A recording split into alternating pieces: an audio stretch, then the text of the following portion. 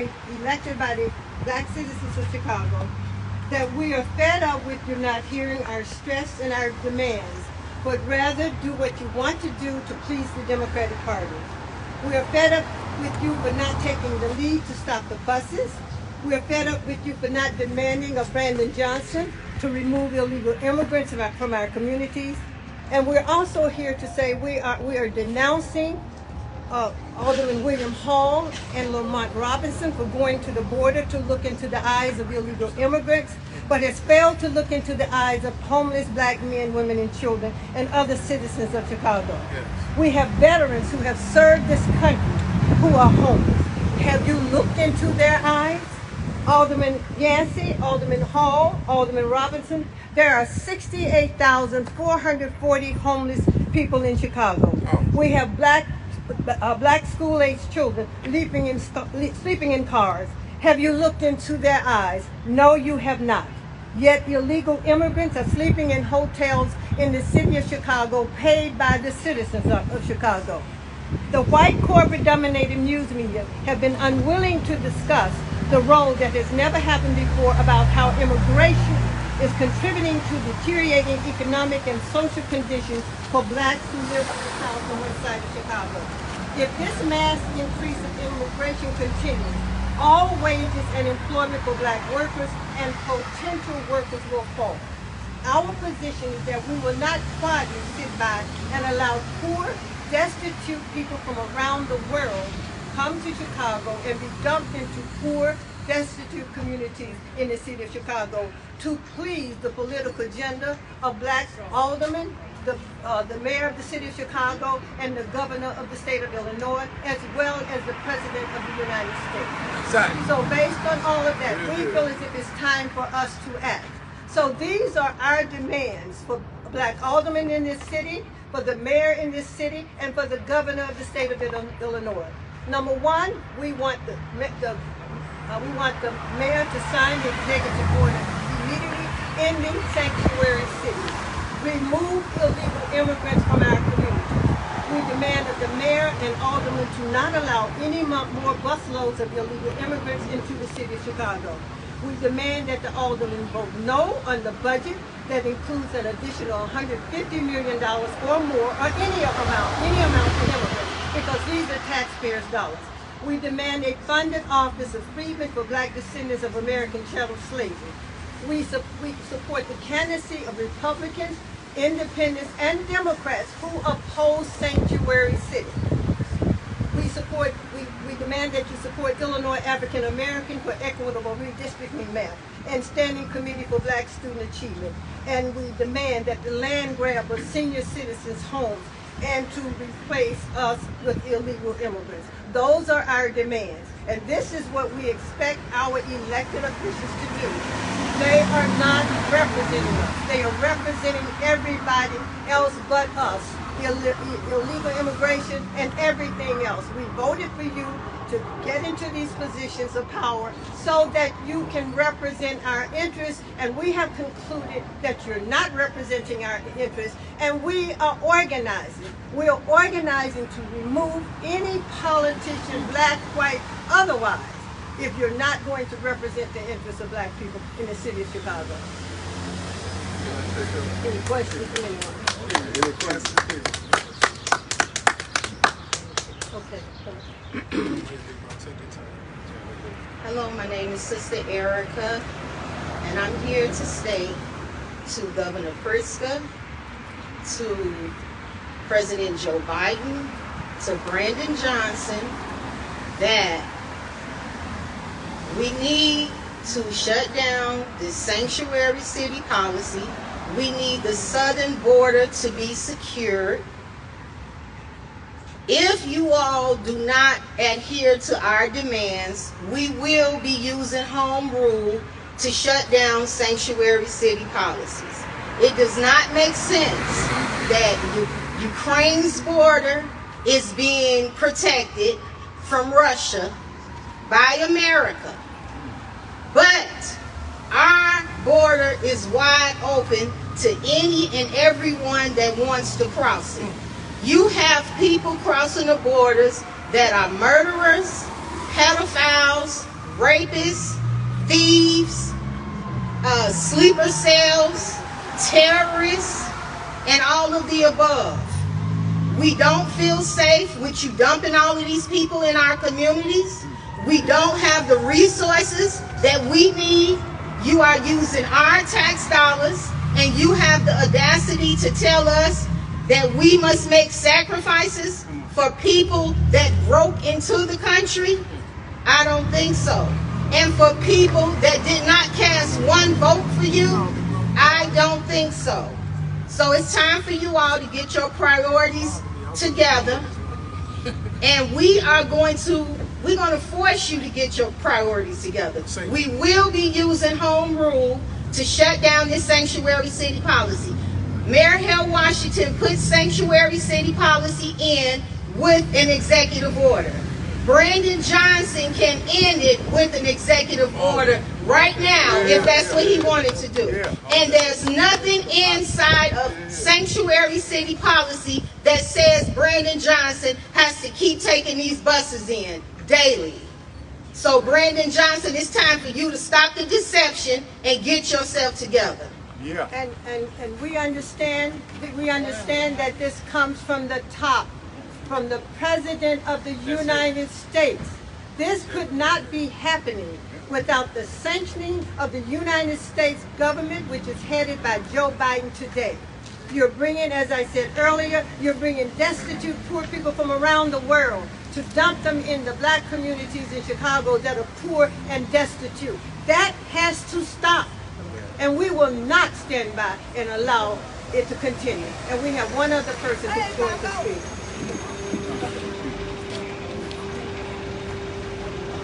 Good evening. My name is Carter Truss, and I come standing with my sisters and brothers here on the South Side, and I am here from the Austin community. And one of the things that I want to talk about is the money. Let's talk about the money that is being spent.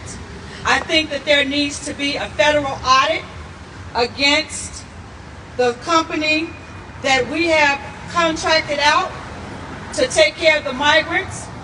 We have nurses that are being paid $64,000 a month. We have security officers that are being paid as much as $24,000 a month. We have home health care workers that are being paid up to $17,000 a month. You don't think that Chicagoans could have benefited from that? We have citizens in this city that have been on the waiting list for affordable housing for years, and migrants have been bumped in front of them. We have people who have been given up to $9,000 a month for housing assistance.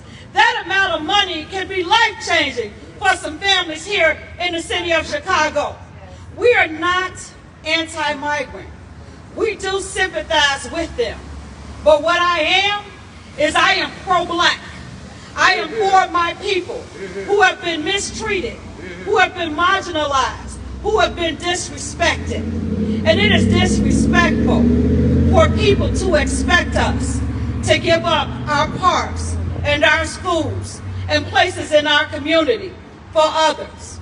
We're not saying that there's not room here, but what we are saying is that we are not going to step aside for you to accommodate them when you have continued to leave us out of the equation. So I'm not just talking to Brandon Johnson right now. I'm talking to Governor Pritzker, and I'm talking to President Biden. And I want you to understand that as we run into this upcoming political year, where the Democratic Party is on the menu, hear me. People of Chicago, of Illinois, and of the United States, it is time for us as black people to stop voting party. It is time for us to stop voting color. It is time for us to start voting our self-interest. And if the Democrats in the city of Chicago, the state of Illinois, and the country of USA refuses to listen to us, then it is time for us to start looking at other alternatives. People, we are looking at other alternatives. We will not step aside and continue to be mistreated. We will not continue to be disrespected. I'm looking at people who are coming here from another country, giving work visas, giving social security cards. Nobody is asking them what walk of life that they come from. You don't think that our brothers who have been in prison, who have come out and who have changed their lives will benefit from the same opportunities that we're giving these migrants? And I'm not saying that they don't deserve those opportunities, but what I am saying is we deserve them first. What I am saying is you can't continue to put us on the back burner and think that we're going to continue to be okay with it. We've done that for long enough. And what we're saying here today is that it's no longer acceptable. We're saying to our city, we're saying to our governor that you're not going to continue to set monies aside for people who don't live here and disrespect, mistreat, and forget about us. You've forgotten about us. You have treated us as if we don't matter. And we're saying to you, you're not going to continue to do this. We're saying to you to see us. You're dumping people into our communities who are going to at some point move us out of the way. And what I say to you, if you want a glimpse into what's going to happen, look at how people of color are being treated in Venezuela right now. We seem to forget that Venezuela was one of the first places that had African slaves that they were taken to. We're forgetting about that. And so we're forgetting that there are blacks in Venezuela who are being treated the same way we are. And so for us to expect that they're going to come here and be put into our society and treat us differently is a pipe dream. So we're saying we're not accepting this, people. We're not accepting it laying down. We want you to hear us, to understand us. We're saying to our elected officials, don't miss the opportunity to sit down and talk to us and ask us what we need. Don't miss the opportunity to hear our voices because we're crying out loudly and we're continuing to be ignored. And I say to you, to all of our elected officials, now is the time to come and to sit down and talk with us and have a conversation about a black agenda. Because see, there's an agenda for non-citizens of this United States. They have an agenda. If you look at the elected school board law, there's an agenda for non-citizens. Where is the agenda for black people? You don't have one. So if you want us to continue to support you, you better come and sit down and talk to us about our agenda. Because we have an agenda for black people in these United States. That's right. Say and spell your first and last name. My name is Kata, C-A-T-A, last name Truss, T-R-U-S-S. You're a resident, right? I am a resident of the Austin area. Good. Ms. Lewis, can you say and spell your first name? My name is Doris, D-O-R-I-S, Lewis, L-E-W-I-S. What organization? Black Citizens of Chicago. Okay. Who else spoke? Say and spell your first name. Oh. Sister Erica, E-R-I-C-A. What organization? Black Citizens of Chicago. Okay, thank you. We got one more person. All right. Good afternoon. My name is Jessica Jackson, and I'm a member of the community over here on the south side. I want to say that this problem is bigger than any alderman that's sitting in city council. This is an attack on the black community by the Democratic Party, and it's an attack on the citizens of this city. Our rights are being violated. Our civil rights are being violated. There is no law that allows for non-citizens to come into our communities, force themselves into our communities, force themselves into public accommodations, force themselves into schools that could have been open for our children. The constant discrimination against black people has to stop. I'm at the city council meetings all the time. I have yet to see any black official, any Hispanic official, any white official stand up and say that this is a violation against the civil rights of our citizens in this city, or the citizens in the United States of America.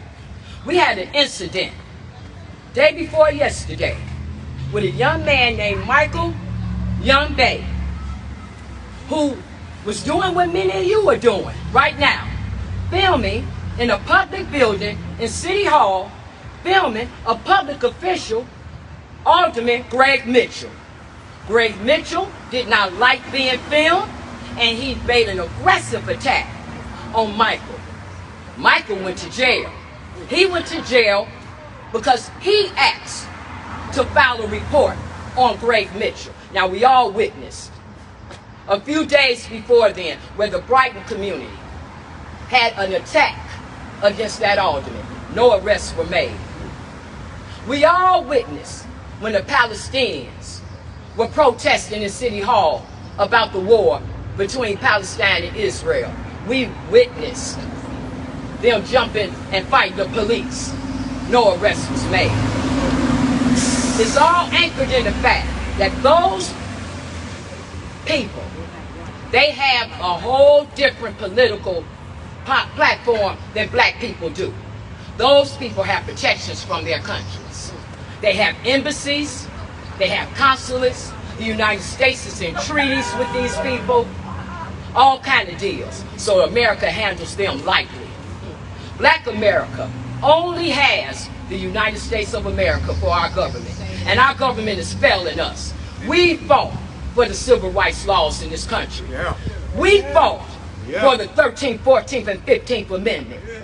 We fought for the freedoms of this country, and yet we're the last ones that's reaping the benefits of it. I was told by our alderman, Stephanie Coleman, that the money for the Southwest Side Invest, the $320 million that's supposed to be earmarked, which we later found out was $2.2 billion.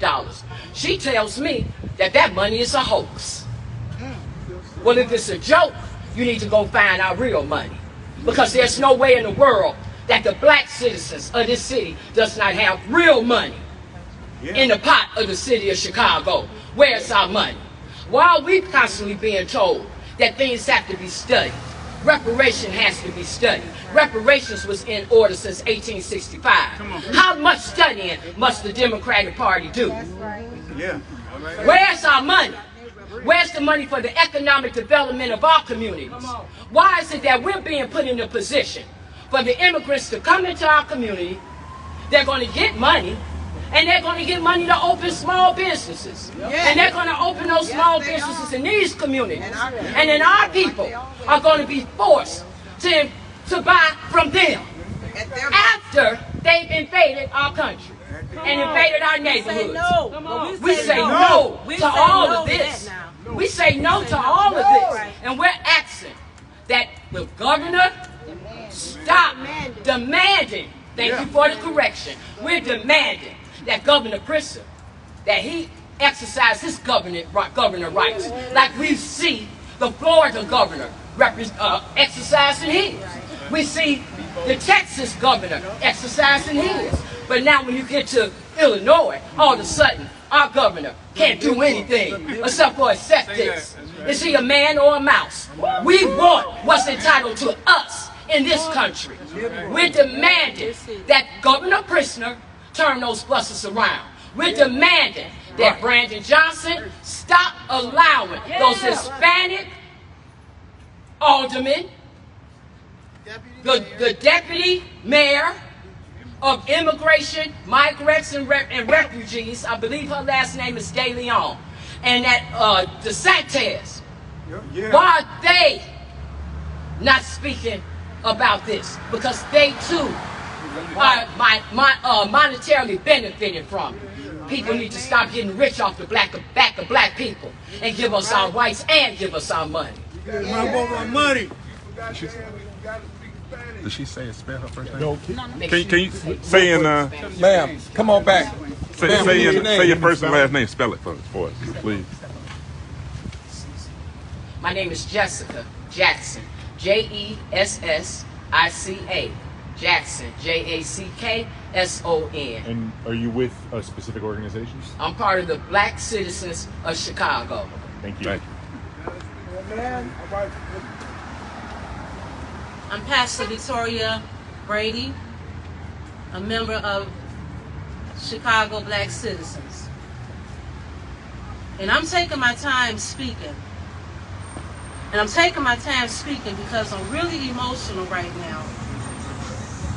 A block or two from here, we have a relative that was murdered. I'm standing here with my family, and we are demanding. We are not asking anyone for anything. We are demanding that resources come to the black community. We are no longer asking. Black people are the most loving, the most accepting, the most honorable people. We are people of dignity. Many of us have followed the rules, have done what we were told is the right thing. But we keep getting overlooked. And our children and the youth keep getting overlooked. And it's past time that it stops. This is ridiculous. We are citizens. We are citizens of the city. We are still dealing with violence. We are dealing with health crisis. We're dealing with high levels of unemployment. We can run the whole gamut, and every time that there's a list of negative things, we're at the top of the list. But when it's a list of good things, positive things, we're at the bottom of the list. Or you can say the front of the line or the back of the line. We're not standing here begging for anything. We say no when it's time to vote the budget for any additional resources other than for the black community. We say no. What do we say? No. What do we say? No. We say no. No. We say absolutely not. Not as long as we still have to bury our children. Come on. How is it that we're going to talk about the future of children, and I get that children are children, but how are we going to talk about the future of one set of children and bury the other set? And the ones that are being buried are the descendants and the offspring, children of the citizens. It makes no sense. And we're talking to the aldermen and anyone else that have anything to do with the vote. We say no. We demand the resources now. And you know what? This ain't the first press conference. We understand that. And you probably don't even take what we say as serious. But you know what? Action speaks louder than words. Action speaks louder than words. We are sick and tired of being sick and tired. So we are standing here. We are standing here on behalf of our children, our grandchildren, our great-grandchildren. And you know what? We look in the eyes of our children every day. Every day. We look in the eyes of our people every single day. Every day. Don't tell me about how you looked in the eyes of somebody. I don't care about that. We look in their eyes every day. And yes, I'm upset. I have dedicated my life working with children and youth. And if I can't stand up for them, then I need to sit down somewhere. If I can't stand up for those babies that I talk to on a regular basis and tell them what they ought to be doing, then I need to sit down. So we are serious. We want the resources, and we want them now. No waiting, no studies, no commission. You know what to do. You can sign an executive order on anything else. Sign the order, whatever is needed, whatever's necessary to bring the resources to the black community. Period. The revolution will not be televised. Just to sum up this, do you see these black women behind me? We are doing what black women have done for over 400 years in this country. We protect our men. We protect our children. We protect our families. And we're saying to these elected politicians, if you don't believe us, try us. You will not continue. You will not continue to get into these offices and ignore the demands and the pain and the suffering of black people and bring people from from around this world. You will not get away with it. It is over. It's over. And we're going to show you it's over. Because look at us. This is what black women do. When you attack our family, we stand up. And we are very serious. And we want to thank the press for coming out. And one last thing, this is America. It does not make sense that if you go and fill out a job application, speaking Spanish should be one of the things that, you know, that's one of the qualifications. That is discrimination on all levels. It's discrimination. This is America. This is not a Hispanic country. This is not a Spanish-speaking country. It should not be a qualification that you have to speak Spanish to get a job in America. Period. Thank you for coming out. Any questions? We just need your name and if you're part of any organizations or residents. Pastor Victoria, I thought I said that. Pastor Victoria Brady, Black Citizens of Chicago. And also Restoring Hope Ministries International. Spell what my name? Yes. VIC, that's what I didn't do. VICTORIA. BRADY.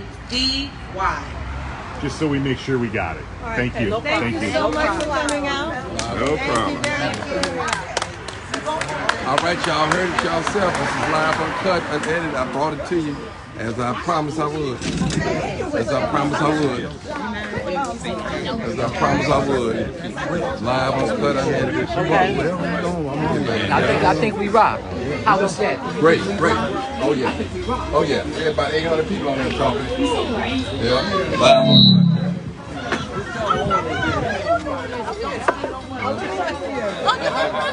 I always wanted to shake your hand and say, yes, sir. You can shake my hand, bro. Yes, sir. how you doing, bro? How you doing? You ever need a tour or something like that? Give me a call. Okay, yes, sir. I'm Anthony. Okay. I work with all of them that was on the phone with you last night. I just prefer okay. Here you go.